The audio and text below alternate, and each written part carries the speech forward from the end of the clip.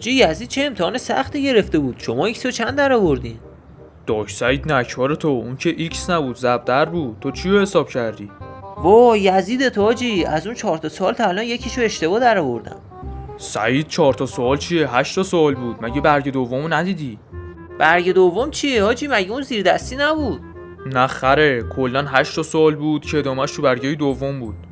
رضا داداش چی داری ترامت میکنی؟ 12 تا سوال بود. مگه برگ سومو نگرفتی؟ جواد شوخی نکن ناموسن، مگه اون زیر دستی نبود؟ نه خره، کلا 12 تا سوال بود. ادامهش تو برگ سوم بود.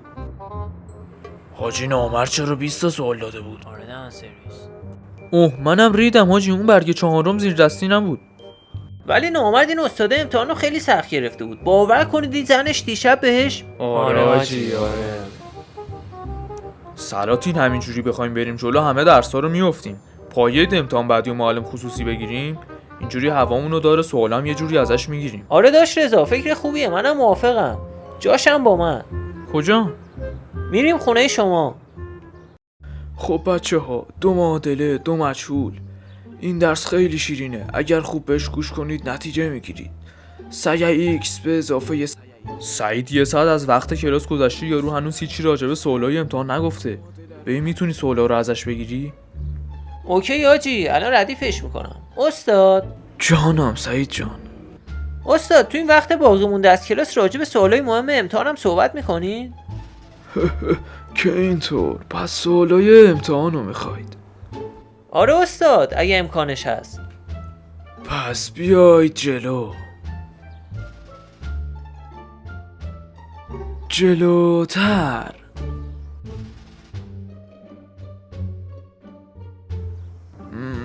بگیریدش.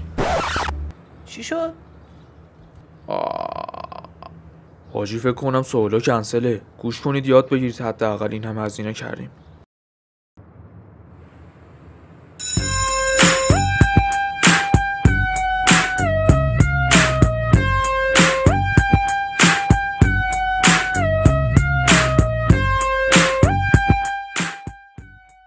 آقا اینم که بدتر از قبلیه ریدیم رفت، فقط الکی هزینه کردیم. آره بابا، من که میدونستم به همین راحتی سوالا رو نمیده.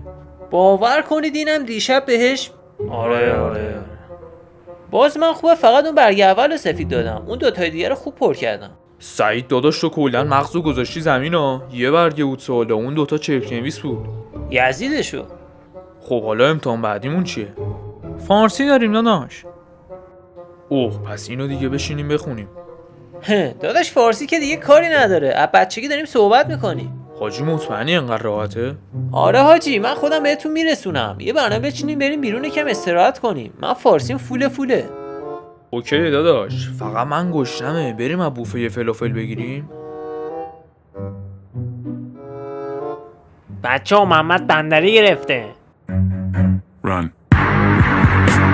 محمد وایسا. بچه‌ها همون بیرون بخوریم، نظرم عوض شد.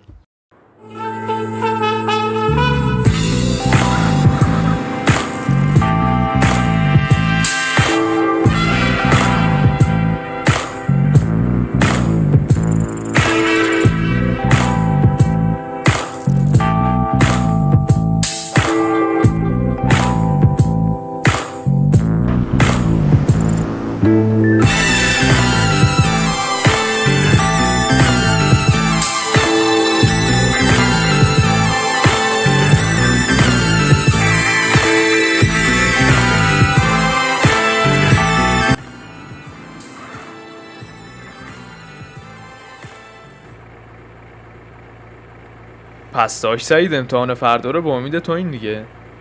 آره داداش بهتون که گفتم، به قول معروف گر صبر کنی زغوره حلوا سازی.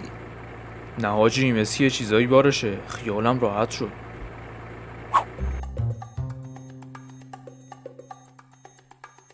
بچه‌ها سر رو برگه خودتون باشه.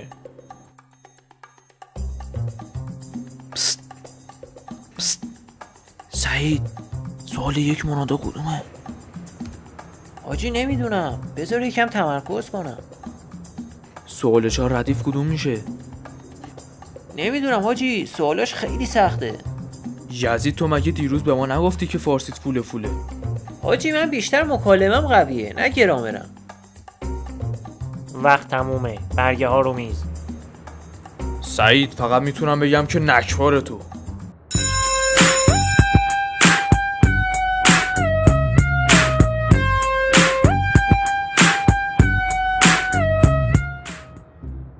خب به لطف داش سعید این امتحانمونم که سفید دادیم رفت.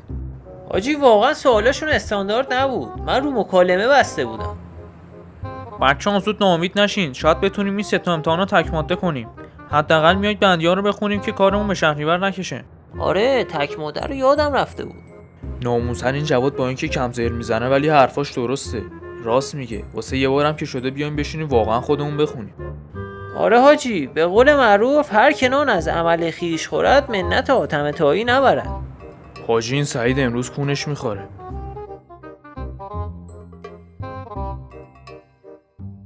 خب سلاطین گوشی موشی رو بذارین کنار که شلاقی بشینیم یه 3-4 ساعت بخونیم. آره بچه‌ها شوخیو بذارید کنار که بشینیم واقعا بخونیم.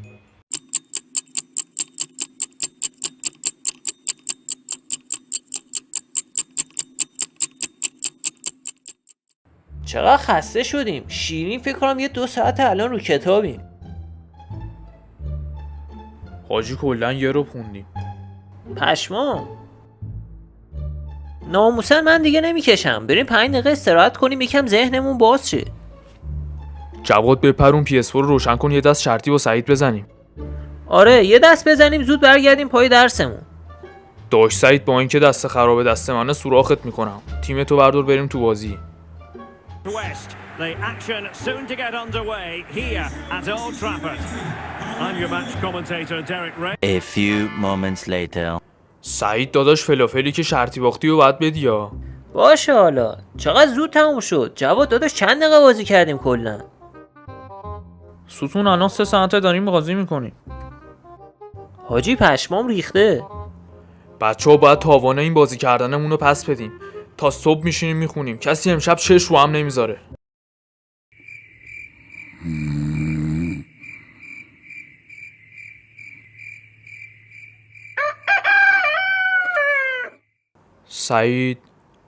سعید پاشو داداش آب قطعه. رضا چی میگی نصف شب بیدارمون کردی؟ باشه ان آقا فلافل تو میدم دیگه. فلافل انه سلطان امتحان امروز خواب موندیم. وای اینم افتادیم.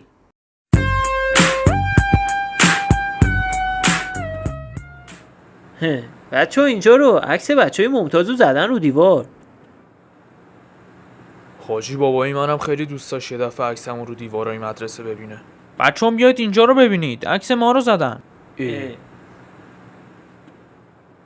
داداش باباتم به آرزوش رسید داره میاد بغلت کنه.